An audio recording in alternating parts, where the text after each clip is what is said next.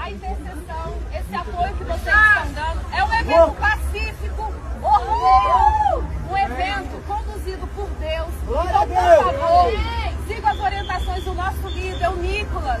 Quando vocês chegarem ali, depois cada um para sua casa, nós estamos aqui lutando pela libertação da nossa nação. Eu já estive aqui com ele, nós oramos juntos, agradeci. Preciso voltar para fazer o almoço do Galego, que é meio-dia. Obrigada. Deus abençoe.